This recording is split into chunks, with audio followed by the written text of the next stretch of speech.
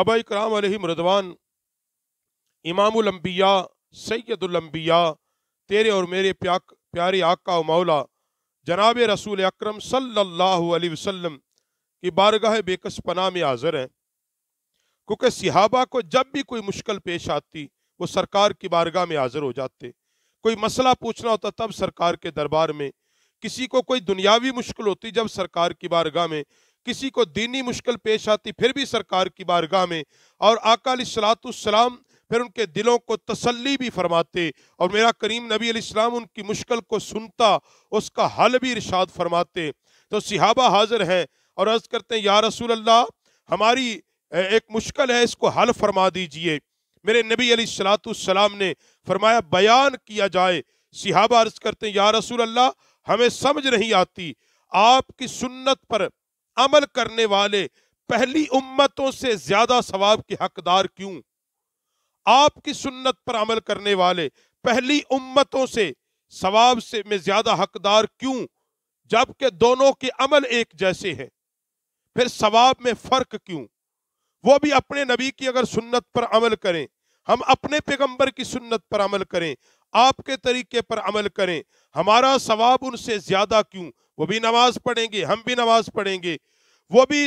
ایک سنت اور دین اور کے مطابق اپنی زندگی بسر کریں، ہم بھی دین کے مطابق زندگی بسر کریں، پھر ہمارا ثواب ان سے زیادہ کیوں؟ یہ فرق کیوں؟ انصاف کے ترازو لٹک رہے ہیں۔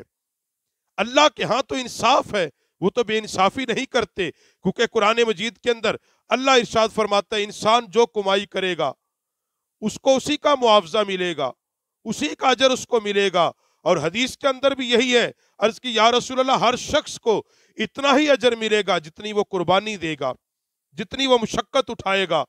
اور قرآن پاک کے اندر بڑا واضح ہے کہ جن کے پلڑے جھک جائیں گے، ہر صاحب عقل جب کسی کام کے لیے مزدوری کرتا ہے اس کی فہرست تیار کرتا ہے، فہرست میں درج کرتا ہے فلاں بندے نے 1 دن مزدوری کی، فلاں نے 2 دن کی، فلاں نے اتنے روز بیلچہ چلایا، فلاں نے اتنے لوگ کاریگری کی، فلاں نے اتنے دن دکان کھولی، اتنی محنت کی، اتنے جوڑے سیے، اتنے پیالے بنائے، اتنی گانٹھیں تیار کی، اتنی گانٹھیں کھولی۔ فرمایا پھر کیوں کر ہمیں اجر زیادہ ملے گا؟ کیونکہ قرآن پاک میں اللہ فرماتا ہے، فرشتوں سے اللہ فرمائے گا میں وہ بھی جانتا ہوں جو تم نہیں جانتے، تمہارے رب سے زمین و آسمان کے ذرے ذرے کا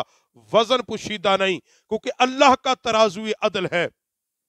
اللہ کے سے تو زمین کے ذرے ذرے کا وزن پوشیدہ نہیں، ایسا دانا و بینا ہے۔ اندھیری رات میں کالے پتھر پر اگر کوئی سیاہ چونٹی بھی چلتی ہے، اس کے ننھے ننھے پاؤں اٹھتے ہیں، اور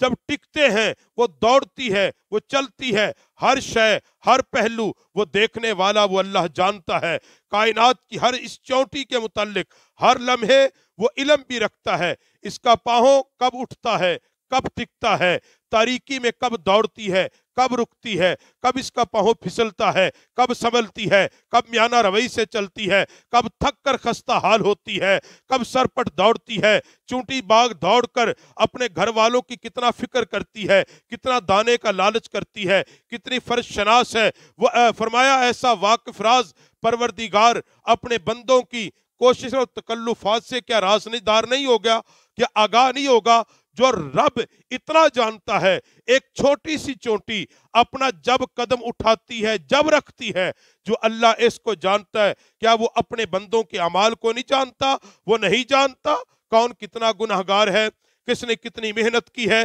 کتنی نمازیں پڑھی ہیں، کتنے دن رویا ہے، کب رات کی تنہائیوں میں اٹھا ہے، کب اس نے اللہ کو یاد کیا ہے، کب اس نے بارگاہ میں سجدہ کیا ہے، کب نماز پڑھی نہیں پڑھی۔ پھر عرض کرتے ہیں کہ یا رسول اللہ، جو کچھ ہم کرتے ہیں وہ لکھا جا رہا ہے، جو کچھ ہم کرتے ہیں وہ لکھا جا رہا ہے۔ اس کے جواب میں میرے کریم نبی صلی اللہ علیہ وسلم نے فرمایا، لوگو، اے میرے عزیزو، میری بات کو سنو، میری بات کو سنو، غور سے سنو۔ زبردست سیلاب پہاڑوں کے ذریعے اترتا ہے، وہ عاشق کی مانند بھاگتا ہوا سمندر سے جا ملتا ہے، پانی پانی کو سپورٹ کرتا ہے، اس کے کتنے ہاتھ ہیں یاد رکھو، ہر پانی ایک دوسرے کو ملتا ہے، مگر فرمایا ایک وہ پانی کا قطرہ جو پہاڑ کی چوٹی سے گرتا ہے، وہ اکیلا ہے، وہ اکیلا ہے، اس کے ساتھ کوئی نہیں، تیز ہوائیں ہیں، گرم پتھر ہے، دھوپ ہے، یہ ساری چیزیں اس کی دشمن ہیں، مگر وہ یہ کہتا ہے، اسے یہ یقین ہے کہ میں نے منزل پہ پہنچنا ہے، میں نے سمندر کے ساتھ جا کے ملنا ہے، میں اکیلا ہوں، میں اکیلا ہوں۔ میرے نبی نے فرمایا وہ تنے تنہا، اس کے اندر ایک شوق ہے کہ میں نے ایک چشمہ بننا ہے، وہ ایک قطرہ کہتا ہے میں نے چشمہ بننا ہے، میں نے لوگوں کو ہدایت دینی ہے، میں نے لوگوں کی پیاس بجھانی ہے، ریگستان کے تپتے ہوئے صحراؤں میں پیاسے لوگوں کی میں نے پیاس کو بجھانا ہے۔ فرمایا جب اس کے اندر یہ یقین کامل آ جاتا ہے، پھر فرمایا کہ وہ چیز اللہ جب نازل کرنا چاہ رہا تھا، جب پہاڑوں نے کہا مالک تو نازل نہ کر، یعنی قرآن جب اللہ نازل کرنا چاہتا تھا، مالک بے نیاز اس کا وزن ہم نہیں اٹھا سکتے، ہواؤں نے کہا ہم نہیں اٹھا سکتے، آسمانوں نے کہا ہم نہیں اٹھا سکتے، اللہ نے پھر فرمایا بوند سے پانی کے ایک قطرے سے بنے انسان کے سینے اطہر پر وہ نازل کیا، پھر اس انسان نے اس کو اٹھایا، اس پر عمل کیا، اس یقین کامل کے ساتھ عمل کیا، اور پھر وہ لوگوں کے لیے ہدایت کا سر چشمہ بن گیا۔ بتانے کا مقصد میرے نبی نے فرمایا میرے صحابہ اس لیے تمہارا اجر پہلی امتوں سے زیادہ ہے کہ تم نے اللہ کے اس بوجھ کو اٹھایا ہوا ہے جس کو اٹھانے کی طاقت پہاڑ نہیں رکھتے، پہلے امتیوں نے نہیں رکھا، وہ بوجھ قرآن پاک تھی، اس کی تعلیمات تھی، وہ بوجھ میرے بعد تم نے اٹھایا ہے، وہ یہ کہ تم لوگوں کی ہدایت کے لیے کام کرو گے، لوگوں تک دین پہنچاؤ گے۔ اور نبی پاک علیہ السلام مولانا رومی علیہ رحمہ فرماتے ہیں کہ جب صحابہ نے میرے نبی کی بارگاہ کے اندر اپنی مشکل ذکر کی، اور وہ نبی علیہ السلام کی بارگاہ اقدس میں اس کا ذکر کیا صحابہ اکرام نے، اور جب یہ دریافت کیا پہلی امتوں کے نیک لوگ ہمارے نیک اعمال کیوں بہتر ان سے، نبی علیہ السلام نے فرمایا اس کی وجہ یہ ہے کہ تم بار عظیم کو قبول کیا ہے، بار عظیم کو قبول کیا ہے،